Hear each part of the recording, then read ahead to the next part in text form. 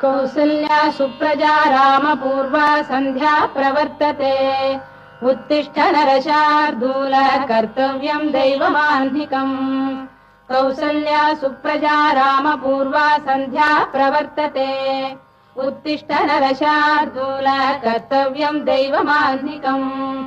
उत्तिष्ठोत्तिष्ठ गोविन्द उत्तिष्ठ गरुडध्वज उत्तिष्ठ कमलाकान्ता त्रैलोक्यम् मङ्गलम् कुरु उत्तिष्ठोत्तिष्ठ गोविन्द उत्तिष्ठ गरुडध्वज उत्तिष्ठ कमलाकान्ता त्रैलोक्यम् मङ्गलम् कुरु मातः समस्त जगताम् मधुकैटभारेः वक्षो विहारिणि मनोहर दिव्यमूर्ते श्रीस्वामिनि श्रुत जनप्रियदानशीले श्रीवेङ्कटेश दयिते तव सुप्रभातम् मातः समस्त जगताम् मधुकैटभारेः वक्षो विहारिणि मनोहर दिव्यमूर्ते श्रीस्वामिनि श्रुत जनप्रियदानशीले श्रीवेङ्कटेश दयिते तव सुप्रभातम् तव सुप्रभातमरविन्दलोचने भवतु प्रसन्नमुखचन्द्रमण्डले विधिशङ्करेन्द्रवनिताभिरर्चिते वृषशैलनाथ दयिते दयानिधे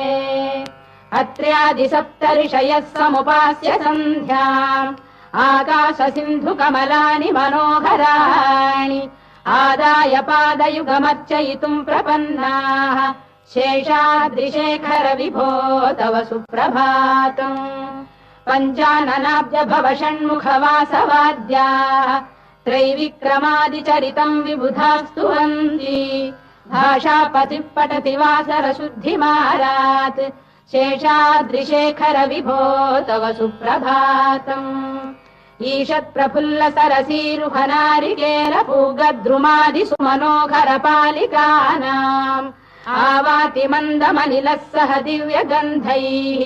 शेषाद्रिशेखर विभो तव सुप्रभातम् उन्मील्य नेत्रयुगमुत्तम पञ्जरस्थाः पात्रावशिष्ट कदलीफलपायसानि भुक्त्वा सलीलमथ केलिशुकाः पठन्ति शेषाद्रिशेखर विभो तव सुप्रभातम् तन्त्री प्रगर्ष मधुरस्वनया विपञ्च गायत्यनन्दचरितम् तव नारदोऽपि भाषा समग्रमसहृत्करचार रम्यम् शेषाद्रिशेखर विभो तव सुप्रभातम् भृङ्गावळी च मकरन्दरसानुविद्ध झङ्कारगीत निनदैः सह सेवनाय वीर्यात्युपान्त सरसी कमलोदरेभ्यः शेषाद्रिशेखर विभो तव सुप्रभातम् योषा गणेन वरदध्नि विमथ्यमाने